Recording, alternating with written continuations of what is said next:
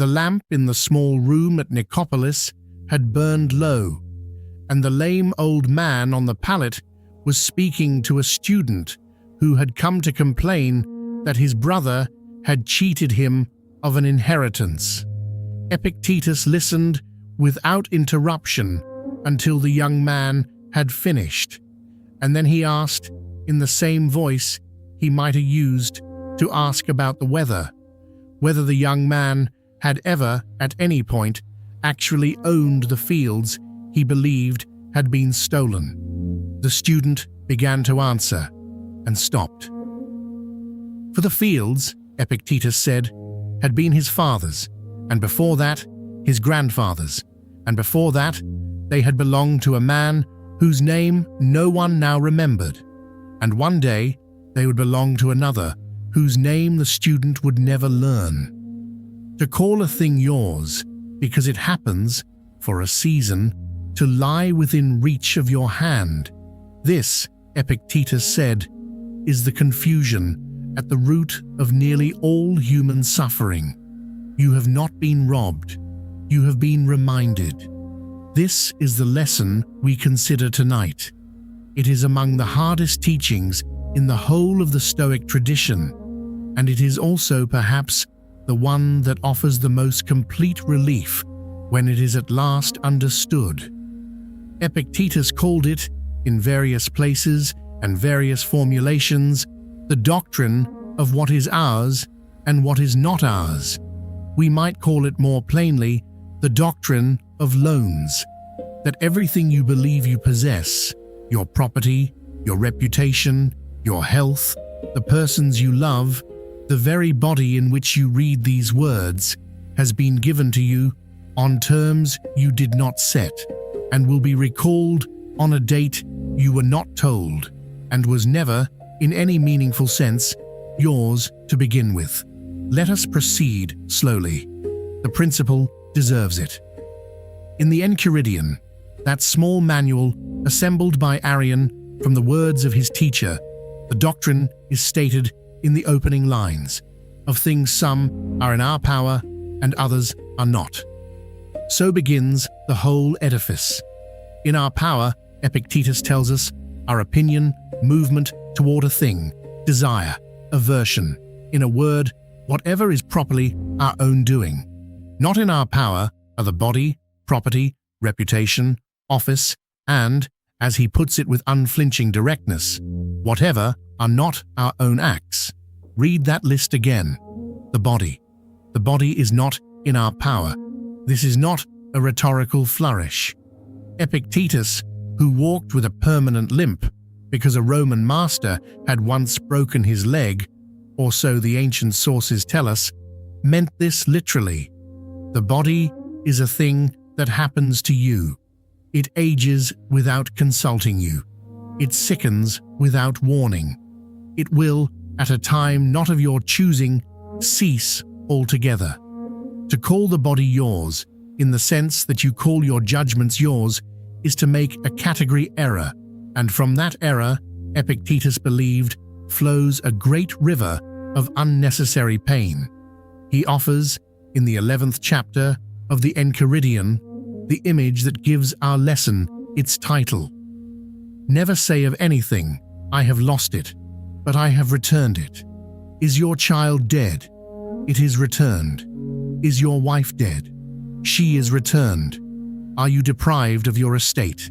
Has not this also been returned? And then, the sentence that is either the coldest thing in ancient philosophy or the warmest, depending upon how long you sit with it. But he who has taken it away is a bad man. What is it to you, by whose hands he who gave it has demanded it back? While he gives it to you, take care of it as a thing that is not your own, as travelers deal with an inn. As travelers deal with an inn, consider the image. You arrive tired. You are given a room. You sleep, you eat, you rest, you rise. When the morning comes, you do not weep over the bed. You do not complain that the innkeeper is unjust for asking you to leave. You understood, upon entering, that the room was not yours. It was given to you for a purpose, for a duration, on terms. You used it well or you used it badly, but you did not confuse the loan with a possession. This is the whole doctrine. Everything is the in. Everything. Now, to hear this properly, we must know something of the man who said it, because Epictetus was not speaking from the comfort of a country estate. He was not Seneca, dictating letters from gardens outside Rome. He was not Marcus Aurelius, whose imperial power gave him at least the illusion of possession. Epictetus had been a slave. We do not know the exact year of his birth. The best estimates place it around the year 50 of our era, in Hierapolis, in Phrygia, in what is now the western part of Turkey. His name itself is not a name in the ordinary sense. Epictetus means, in Greek, simply acquired or purchased. It is the sort of word a slave dealer would write on a docket. He came into the world, or at least into the historical record, as a piece of property. He was sold at some point in his youth to a man named Epictetus, who was himself a freedman and who served as secretary to the Emperor Nero. So Epictetus grew up in the household of a servant of the most theatrical tyrant in Roman history, a house adjacent to the palace, a house in which one heard presumably the daily business of empire. It was in this house, we are told, that his leg was broken. The ancient biographer Celsus reports the story. The master was twisting the slave's leg in some cruelty or some game, and Epictetus, without protest, is said to have observed calmly that if his master continued, the leg would break. It broke. And Epictetus, still calm, is said to have remarked, "I told you it would." We should not take this story as history in the strict sense. It has the shape of a legend, an exemplum, the sort of anecdote a school of philosophy tells about its founding teacher. But something happened to the leg. Every ancient source that describes Epictetus in later life describes him as lame. Whatever the cause, he walked for the whole of his adult existence with a body that had been damaged by another man's hand, a body he could not repair, a body that reminded him at every step that he had not been consulted about the terms of his own flesh. At some point, and again the date is uncertain, he was manumitted, freed. This would have been in the reign of Nero or shortly after, and it seems that Epictetus permitted him to study philosophy while still a slave. His teacher was Musonius Rufus, one of the great Stoic voices of the age, a man exiled by Nero and later recalled. Under Musonius, Epictetus learned the doctrines he would spend the rest of his life transmitting. He began to teach in Rome, and then, in the year 93 or thereabouts, the Emperor Domitian issued an edict expelling all philosophers from the city and from Italy. Domitian did not care for men who taught that tyrants were unfree in their souls. Epictetus, along with many others, left. He went to Nicopolis, a small city on the western coast of Greece, founded by Augustus to commemorate the victory at Actium. There, in a modest house, with a few possessions, a lamp, a mat, a palette, a stylus, he opened a school. We know his school was modest because of a story he himself tells. He had, at one point, an iron lamp. It was stolen. He replaced it with an earthenware one. He remarked, in effect, that the thief had paid a fair price, the lamp for the loss of the thief's character. When the earthenware lamp was later contemplated by admirers, one of them purchased it after Epictetus's death for 3,000 drachmae, a ludicrous sum, and the story survives because it embarrassed the buyer and pleased the historians. But the point is, the first lamp. He had one lamp. It was iron. He lost it and did not weep. He lived, so far as we can tell, without a wife or children of his own, though in old age he is said to have taken in an abandoned infant whom a friend was going to expose, and raised the child with the help of a woman who kept his household. He walked with his limp. He taught. He ate simply. Students came from across the empire. Young men of the senatorial class, provincial administrators. One day, even the future Emperor Hadrian is said to have come to listen. And one of those students, Flavius Arrianus, Arrian, whom history remembers chiefly as the biographer of Alexander the Great, sat in the back of the room, took down his teacher's words, and later assembled them into the Discourses and the Enchiridion. Epictetus himself, so far as we know, wrote nothing. He is, in this sense, like Socrates. What we have of him is what his student thought worth preserving. He died around the year 135, in Nicopolis, an old man, still lame, still presumably poor. He had not owned the fields he was born near. He had not owned the leg he walked upon. He had not owned the lamp he read by. And this, one begins to understand, was not the tragedy of his life. It was the curriculum. Now we may ask, how did the doctrine of loans actually operate in the daily life of this man? What did it look like, in practice, to hold everything as an innkeeper's room? Consider first the body.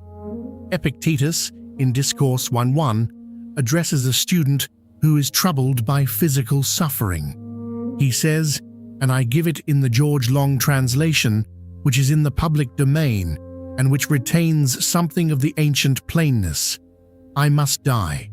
Must I then die groaning also? I must be put in chains. Must I then also lament? I must go into exile.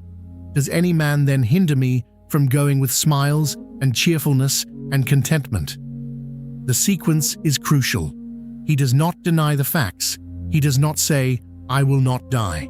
He does not say, I will not suffer.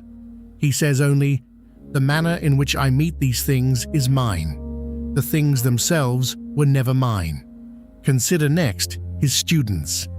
Epictetus was, by all accounts, a demanding teacher. He would say to a young man who came in fine clothes and expected admiration, what have you done? That is your own. Your father's wealth is your father's. Your family name is your family's. Your handsome face is your mother's gift, and time's future subtraction. Show me something that belongs to you. Show me a single judgment you have formed carefully. Show me one aversion you have disciplined. That, and only that, is yours.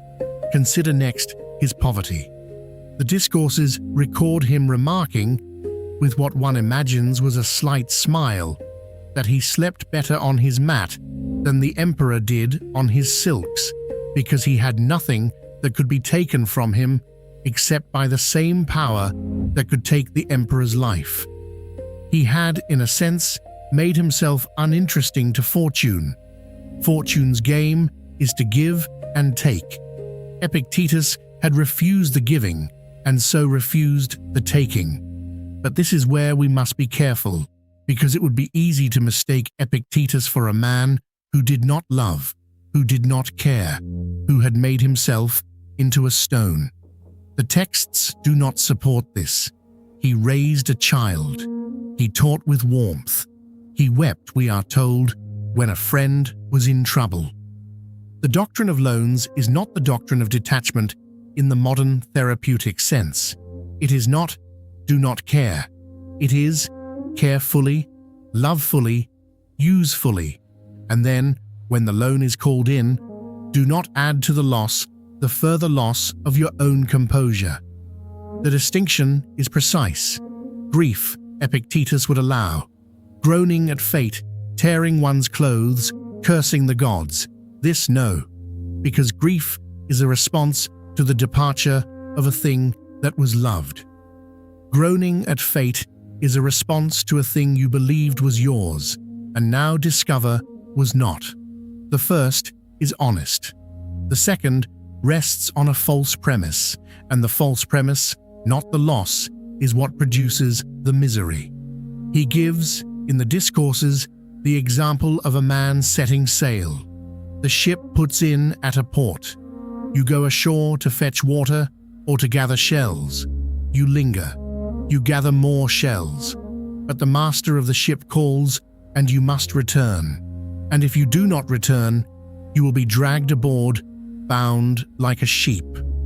So it is, he says, with life. You are permitted to gather. You are permitted to enjoy. But do not gather so greedily that you fail to hear the call.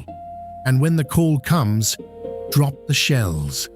They were never the point of the journey. Do not gather so greedily that you fail to hear the call. There is a passage in the Discourses, Book IV, chapter 24, which is among the most searching in all Stoic literature. Epictetus is discussing how one should think of a child.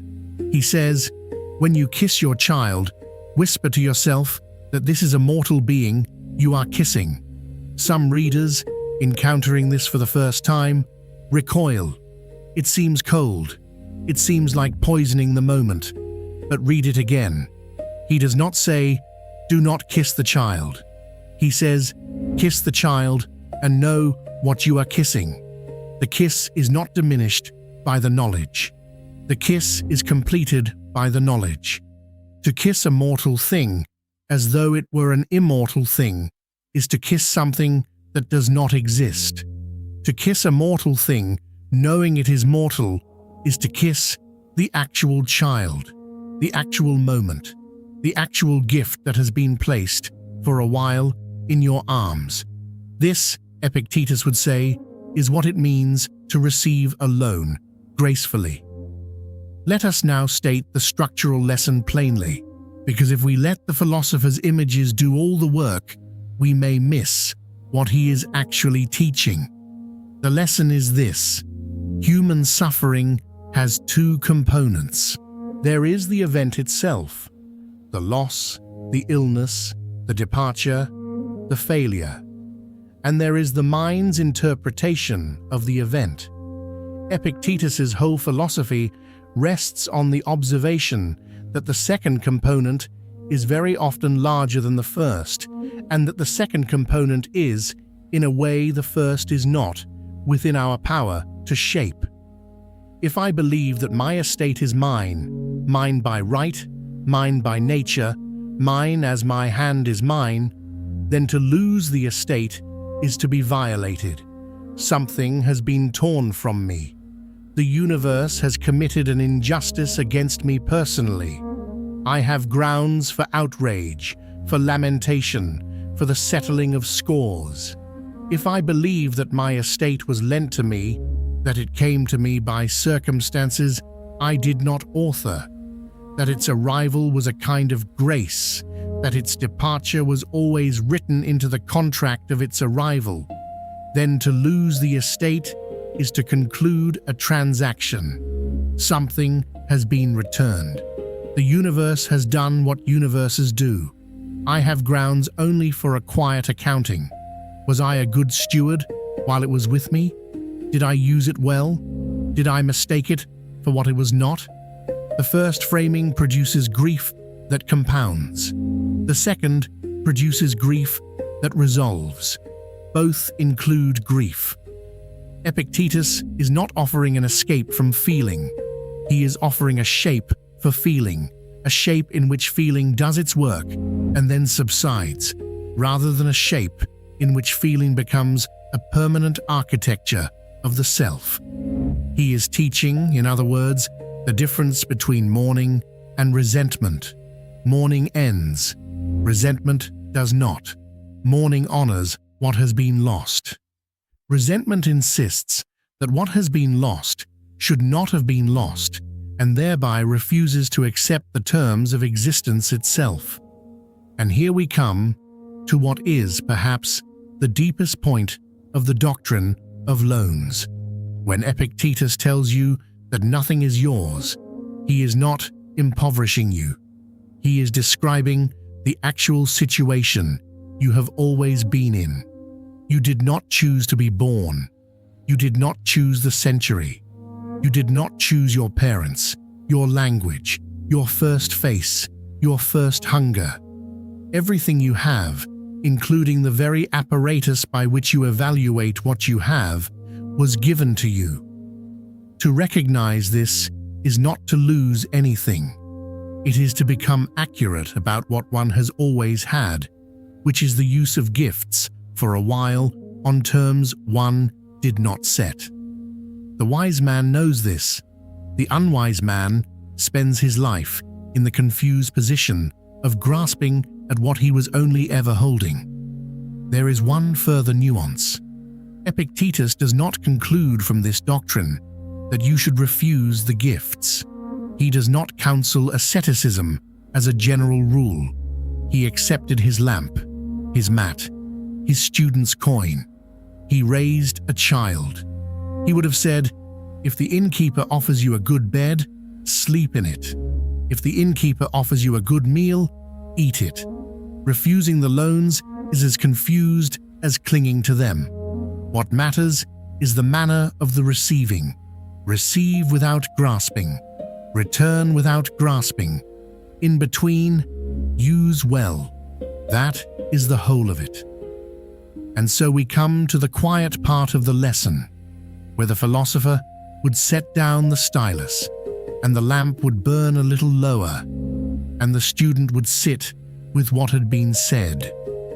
Consider, in the days that follow, what you believe you own, not what you legally own, or what you can point to as yours in the ordinary sense, but what you carry in your mind under the heading of possession, the things whose loss you cannot yet imagine, the things you refer to, without thinking, as mine, your name, your face, the person who sleeps in the next room, the country of your birth, the work you have made, the version of yourself you were at 20, whom you can still, in certain lights, feel yourself to be, the person you plan to become.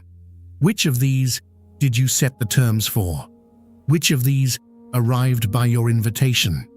Which of these have you been told in advance the date of departure? Epictetus is not asking you to give any of these up. He is asking you to see them clearly, to hold them as the traveler holds the room at the inn, to use them well while they are with you. And when the master of the ship calls, and you must leave the shore where you have been gathering shells, to walk back to the ship without dragging your feet, without cursing the wind, without adding to the loss of the shells the further and unnecessary loss of your own composure. The question the philosopher would leave you with on this night is not a large question. It is a small and precise one, and it will keep working long after the lamp has gone out. What in your life are you currently mistaking for a possession when it was only ever alone? Sit with the question. Do not answer it too quickly.